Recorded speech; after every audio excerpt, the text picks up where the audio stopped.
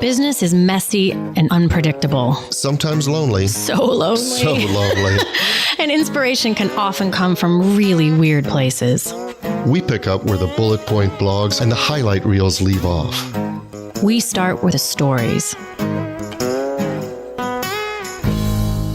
Welcome back to So Here's My Story. I'm Jody. I'm Elliot. And boy, do we have a couple of exciting things to share today. We do. Actually, one of them you should be excited about because it means we will stop harping about the word Arkansas.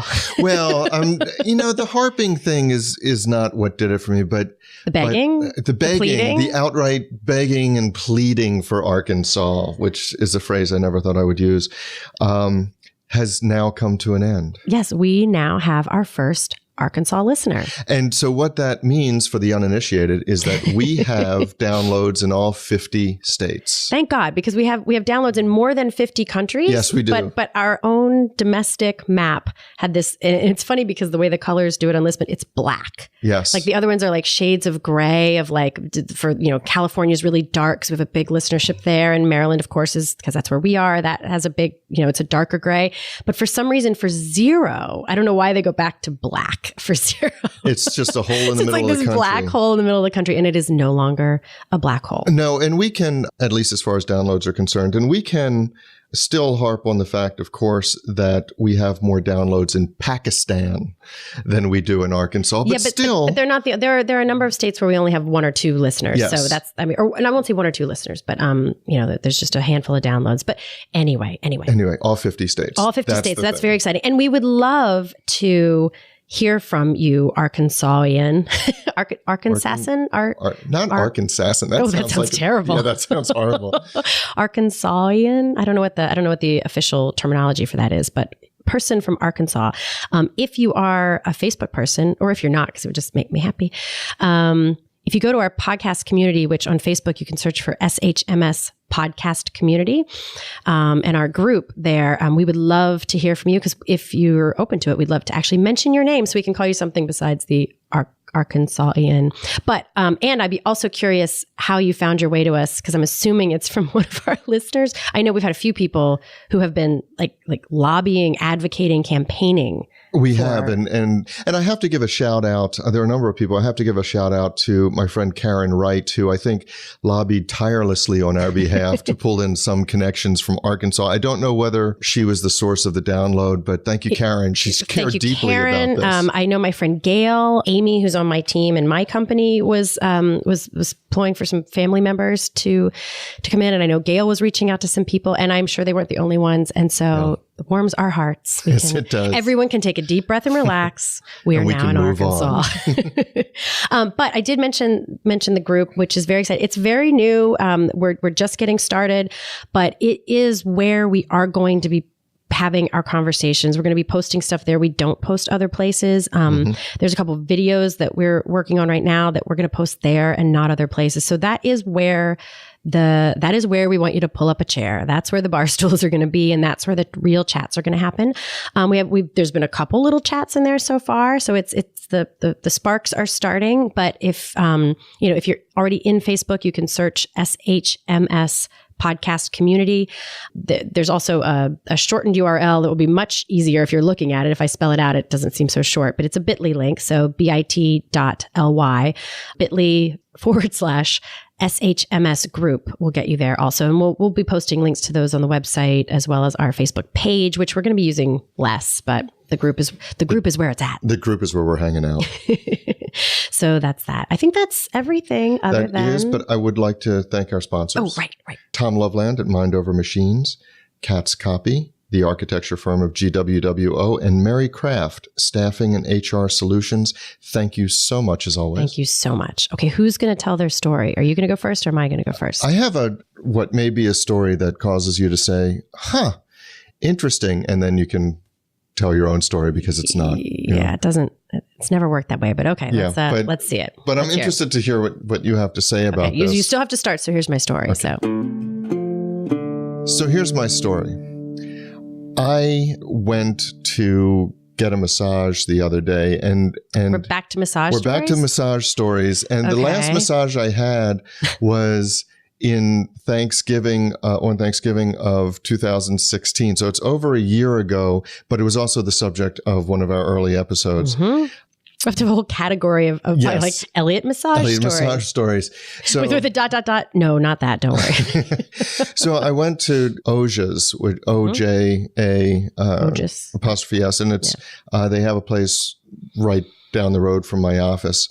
And the first thing that I noticed after I went in, they checked me in, they led me back to this room where you wait until you have whatever session you're going to have. They have different services, and the room is perfectly suited to what they do. So it's probably about a 16 by 17 foot room. They've got on one wall these thick bamboo.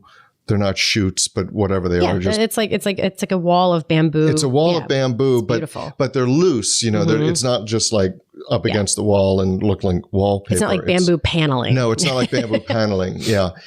And then the lighting is kind of dim. In one corner, they have, water with grapefruit and lemon and various things. And then they have these chaise lounges that you can sit. They like have the swoopy. Swoopy. Everything about it says, well, that's my point. Yeah. That's my exact point. What they did was they made a decision that, or they asked themselves the question, what feeling do we want our clients to experience by having been in this space? And then they captured it. And you might say, well, okay, that's kind of elementary because this is a spa. Of course, that's what they do. But it got me thinking about things that aren't spas. So take my world. I run a law firm, and I have a lot of conversations with business owners about what their fears are, what's keeping them up at night, what they want to accomplish, how they're hoping to evolve, all of these things that actually take some thought and reflection, some trust between the people having the conversation, and some vulnerability if you do it right. And yet I'm having these conversations at the room designed to take a deposition. Seriously, so and you've seen my conference room. It's a perfectly good conference room. It is. But although I will say what you do differently, I think, and I've never seen you take a deposition, nor have I ever sat there while you do an initial consult with a client. But if I had to guess, I bet when you do a deposition, you sit on the other side of the table. And when you do those client calls, I bet you sit corner to corner. I try to do that. Yes. Yeah. That's true. But what I'm doing in that moment is compensating for what the room doesn't give me. Yeah. Yeah. And I know that I'm not the only one. In fact, I know that it's very common when you run particularly professional service groups, accountants, lawyers, but so many other businesses, so many other industries. I don't think a lot of thought is given to what do we want our clients to feel? What do we want at this moment our clients to experience? And then having the environment work for you. Yeah. Now, I'll just say that, of course, if I have a new client walk in to the Oja's massage room that's now my conference room, and that would be weird. That would be weird. Swoopy chaise lounges and things, and they'd probably turn on their heel and walk out. Right. But you're like, this doesn't say lawyer. No. But here's the thing, and I'll go just off on a small tangent from this. I was at a networking event that was sponsored in part by a large law firm. And so I went over to the table because I'm attracted to whatever marketing efforts they have. I wanted to see it. And they had a brochure that was just gorgeous. And it was well designed and bright colors, and the font was well chosen, and the pages had a higher thread count than my sheets. And but what occurred to me, and it used words like client driven and results oriented and whatever. Yeah. But it occurred to me that if you somehow took that law firm's letterhead, their logo, and erased it and replaced it with some other law firm, it wouldn't have made a damn bit of difference. And I see the same thing with the conference room.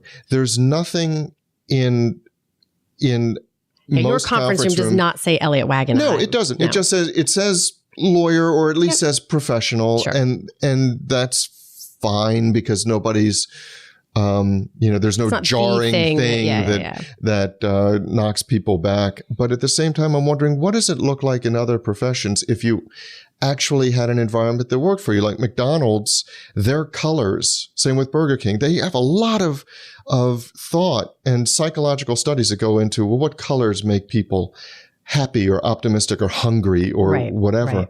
And a lot of businesses don't do that. They're just like, well, what do lawyers do? Right. Shouldn't there be something cherry wood in here, like mahogany? Paneling or, Okay. So first of all, I have to back up for just a second and say, like, I think it's cute that you think you can stump me with some sort of story that I won't be able to run a tangent on. So that may actually stump you. No, seriously, it's because it's not the first time you're like, well, I have this story, but I don't know if you'll have anything to say about it. It's a defense mechanism. Apparently, because not only do I have things to say about it, I'm having trouble deciding which things to start with. So so keep it up. But I think I will always be able to find some tangent. Challenge accepted. Challenge accepted. So a couple things. We're talking here about the actual environment, like the physical environment. And I do want to spend a few minutes on that. But it's also, I mean, as with so many things, it's so easily extendable to things way beyond, that initial client experience. What are you trying to like nurture? What are you trying to get them to do more of? Extends way beyond. So just one quick note on that. There have been a couple times where I don't always take people reach out to me to work with them, and I know when I'm not quite the right person, or I'm full or whatever. So I have a handful of people, and I'm always looking for new good people to refer people to. And more than a couple times, and much like you, a lot of times when people are reaching out, maybe the issues aren't. Maybe to other people, they don't seem wildly vulnerable, but for a lot of people, just even reaching out and saying, I don't know how to do this in my business, or I'm not, it's a big leap. It takes a lot of trust, or I'm not sure I want to be in this career anymore. That's the one thing I don't really do career counseling. That's a huge leap. And it's a huge leap of trust. And so I don't, there's part of the career conversation I like to have with people just about sort of the diagnostic of, is that even, are you really unhappy with your career? Is it something else? But beyond that, it's not my world. And so I have people that I refer them to. And on more than a couple of occasions, I've met somebody that I think would be really, really great. I like their philosophy. And so I tell the person, I said, this is a newer person I want to, and I've connected them by email. And the person's response, the person that I'm referring them to, and I've had like a gasp response to this, because they'll copy me on that email, is instead of saying, like, okay, let's have a call, let's get together, whatever. They're like, wonderful. One of them was like, great. I look forward to talking with you. Here are a couple videos you can watch about the way I do the work. Or the other one was, here's a form to fill out, like almost like an application. It wasn't really an application, but it was like, fill out this thing. So the opposite of a personal connection. Yeah. It was like, here's a barrier to, and in both cases, the person, because I had recommended, they went ahead and they went through the process, but I thought, oh, what a missed opportunity, because to me, that is not how I want someone to feel. I want them to feel like, pull up a chair, even if I'm not the right person to help you. Let's talk for a second, and then I can lovingly pass you off to someone else. Not sort of like fill out this form. But anyway, back to the physical environment. I spent a number of years, as you know, in an architecture firm. And one of the things that I found most fascinating about architecture and why I stayed there so long is I don't think anyone has a real grasp on all the things architects think about. And I think people think of architecture as like big swiffy buildings that are, Frank Gehry things that are like, ooh, they just like to make pretty buildings or something. Is that swiffy buildings? Swiffy. Yeah, I think that's a word. I'm pretty sure that's a word. Look it up, Christy. Back me up on this, Christy. Just like, interesting designs or whatever. But there's thought that goes into things that no one knows. And my perfect example of this is ceiling height. Like no one... And it was something that I was completely blind to, but no one in the history of the world, I don't think, other than maybe an architect, or someone who notices these things, has walked into a building and thought, wow, the ceiling height in here is perfect. It's just like, I really appreciate how much they nailed the ceiling height in here for how this space should feel. And yet, you don't see that on Yelp. You don't see it. No, never do they like, great ceiling height, really well chosen. Really nice. But I will tell you right now, because I've watched these conversations and I've seen the difference. I guarantee you that people walk into a space and they're like, I don't like this room. I don't like this museum. I don't like this school. I don't feel comfortable in here. It is. Yeah. They don't have any idea. And then what human brains do, they will assign a value to why they feel that way. I don't like the colors. I don't like this. I don't like that. And they're wrong. Well, not they're wrong, but like that may be playing into it also. That's not the root cause. But the stimulus that they're responding to is the ceiling height, because if it's too high, you can feel kind of like almost like the space feels big and vacuous and lost. And if it's too low, I mean, I think it's easy to imagine what too low feels like. It can feel cramped and contained. But take like if you're designing for tiny kindergartners or elementary school, you don't want them to have 30-foot ceiling heights. Not that you would, but you know what I mean? Yeah. So, and how you, as you move through a museum in particular, it's fascinating. Like sometimes you want to like have ceiling height come down as things feel more intimate and then come back out as you're. So anyway, point being, I would never expect all of us business folks to be that savvy about the details of environmental space. But I do, like, to your point, I think it's little things like my office. You've been to my office. I'm in an office building where I could have very easily chosen to have a much smaller office because we have a lot of access to conference space. It's like a shared office thing, and there's tons of conference space, and I could have it anytime I want it. And so I could have had an office a third or half the size of the one that I have, because I don't need a big office for myself, and saved a bunch of money and used the conference room anytime I want. But for me, for the work that I do, that's not how I want it to feel. I want people to feel like they're coming into a space that is ours for that time being, and that we're going to talk about things, and we can write on the wall on the whiteboard if we need to. We can sit at the table and talk about stuff. So for me, I put a lot of thought into how it feels. But I think that there are lots of times where I go places and it's something that feels I'm a little bit unsure about, or that I don't know what's going on. And they'll have me sitting in some cold front room by myself for a while. And I'm like, I could use a little like. Right. There are places where the emotional is a huge part of it. So financial planners, if you're going there and you're talking about retirement, there's a mindset there. Estate lawyers, and you're talking about your own mortality or what you want for your kids.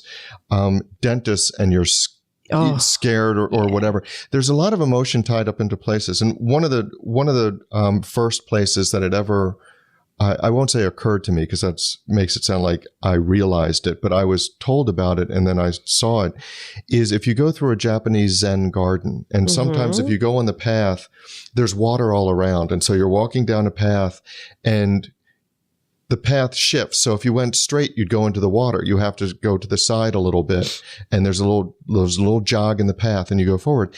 And one of the reasons, as I was told, is that humility is one of the core values in Japanese culture. And so as you're walking along, you have to look down. You're not looking up prideful.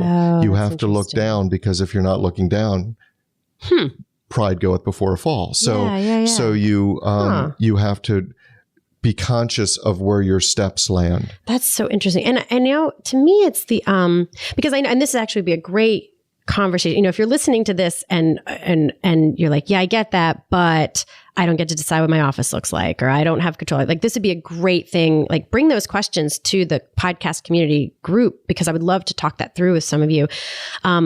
Because I think there are ways there's small things you can do. And to me, I know very early on, we did an episode where I referred to this, I think it's a Harvard Business Review article about thinking through the client emotional experience, kind of mapping it out. Yeah. Because while we are talking about environmental space, and I do think that's super, super, super important, I think it all just comes back to, like, in the moment when someone walks into my office, what are they concerned about? What are they afraid about? How can I assuage that? When they leave my office, what are they worried about? Like, is there a note that I can send them so that they know? I mean, I imagine if you're a recruiter, somebody comes in and they're interviewed or whatnot, or they're trying to find another job. That must, once they leave, that they're in this space of uncertainty and unknowing, like what kind of, you've talked about this before, like there's a big flurry of activity with a case, and then it goes silent for a while. That's a time where somebody might start to get all fretty and nail bitey, whereas you could sort of assuage that by saying, here's what's happening. So to me, all this just comes back to that, thinking about being aware of the client emotional experience and how you can get in front of it, support it, craft it, actually? How can you craft it? Because you said it's obvious for a spa, but I love massages. And sometimes if I'm traveling or, I get a little bit of extra time, it's my like, ooh, I'll just pop in someplace and get a massage or something. And more than a few times, I'm sitting in what might as well be a Jiffy Lube lobby, chairs by a window in a place waiting to my turn. And when you go into the actual room, it feels like a spa room, but the pre-part of it could be a dentist, it could be a pharmacy, it could be a nail salon, it could be anything. And it wouldn't take a lot to make that experience start the minute someone walks in the door. No, and I think it's both sides. So one is, as you described so vividly, that what is the client experience? What do we want them to have? What emotions are there that we want to either nurture or calm, et cetera? But the other is our brand, whatever that brand is. So you had said when we were talking about this a little bit before we began recording, when I was talking about my conference room, you said, yeah, it's a perfectly nice conference room, but it doesn't say Elliot Wagenheim. No. It says, hey, this is a conference room. Mm-hmm. And that's fine. But you have an opportunity to design, if not the whole space, and at least a little part of the experience to show what do you put a priority on. So I could have an office where, yes, I have a conference room for depositions and for other things like that. But I could have a room where if I know I'm going to be talking to several different people who are starting a business and we're working on what does their partnership look like, then we might need a table for some papers, but we also might need a space that lends itself more to collaborative discussion. And just like your point with the ceiling height, it doesn't have to have whatever soft lighting and massage new age music and lava lamps or something. But there is a science to creating a space that is more conducive to actual conversation. And I don't think a lot of attention has been paid to that. Well, and this has been years ago, but I went to see a new doctor one time, and the first part of that experience because this doctor had never met me before. And first of all, I was just impressed that he took the time to sit and talk to me before we were, before he was like looking in my ears and up my nose and whatnot. Mm-hmm. But because it wasn't like I was just there for one thing. It was a longer term kind of doctor thing. And so the first part of it, we sat in what felt a little bit more like a living room. It wasn't like a spa room. The lights weren't low, but it felt a little bit like somewhere between an office and a living room, I guess. But not clinical. It was not clinical. And I was not sitting in, vibrant shining lights in a gown, on a freezing paper cold thing on a that paper. Crinkles when you move. Yeah. And he's like standing. I mean, it wasn't, because everything about that said he just wanted to understand who I was, what my issues were, what I was afraid of, what I cared about. And then he spent probably 20, 25 minutes with me there. And then someone took me over to a room and we did the whole exam part. That was still important. But having the opportunity to meet me in that different environment for a different kind of conversation and then go over here for a different kind of conversation was such a great experience. And it just changed. I think I probably talked about things that I wouldn't have, or I don't know for sure, but it certainly felt that way. Like it was just a different feeling. I watched on the medical side, I watched a little bit of a documentary on CAT scan. I think it's CAT scans. Which one is the one where you go into this tube? You're like moved into MRI. Okay. CAT scans. Anyway, go ahead. Anyway, it's whichever one it is. Christy, please. The one that clacks. Clack, clack, clack, clack, yeah, and so you're lying down and you're kind of slowly head first being moved into this tube. Mm-hmm. Well, imagine if you're a child and it's scary as all get out. And you need the patient to be perfectly still. Right. And how to do that when they're just freaked out. Yeah. I mean, it's scary for an adult. Adults who get freaked out. Sure. Yeah. So there's a company that worked with a hospital and started decorating them. So it was all of a sudden it was a pirate's cave. Oh, I love that. Or, you can, a wizard's hut or whatever it is. And so now for some kids, it was still scary, but for a lot, the fear factor went down dramatically just by thinking about the experience and how the environment can either detract or benefit. So my kid's dentist, and probably this happens a lot of places, but my kid's dentist above the chair where they're like tilted back is a TV.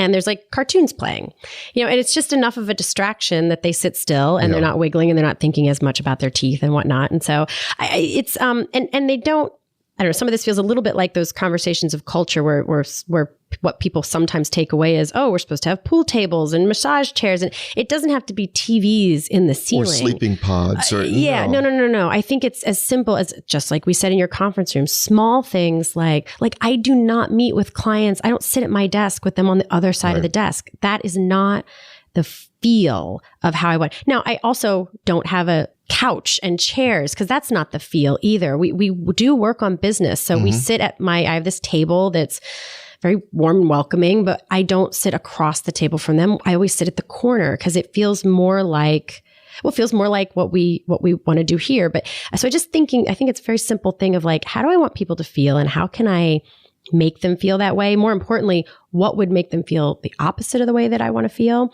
And interestingly, as we were going through this, I keep thinking actually of this podcast, and it would be very easy and very lucrative, frankly, for us to follow typical podcast growth structure things and have lots of famous people on interviews. And like, there are things that we could be doing that we would be growing far more quickly than we already are, which is great. We're already growing quickly, but we don't do those things because they're not how we want it to feel. Right. And the same with social media. The reason we want to have this group is, as much as Elliot and I love talking to each other and talking to in this one way, it is so much more meaningful to me. And I think I can speak for you as well. Mm-hmm. The minute we had a couple people pop into the group and introduce themselves, and I'm like, oh, there's a face to that person that I'm talking to out there. There's a voice, there's a reaction. Yeah, absolutely. Yeah, knowing now I know whenever somebody tells me that they're listening, or I get an email from someone, or they post in any of our social media channels, or they act, they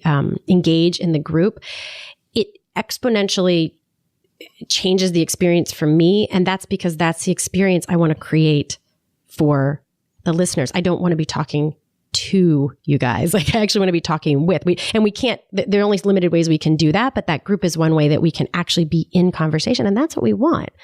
Right, because the image that we keep bringing it when we say pull up a chair. Pull up a chair, right. Because if you imagine a great conversation over drinks or something like that, that rarely takes place around a conference table. No. Well, anyway, depends on what kind of day it's been. I said rarely. I did not say never, but that's not what you think of when you think of a conversation that we want to have. Right. So while this entire episode was not just a long ploy lead up to asking you to come to the group, it is an invitation that I extend with, I started to say sincere, authentic sincerity. I want to double down on the sincerity of it with super duper sincerity. With actual real, for reals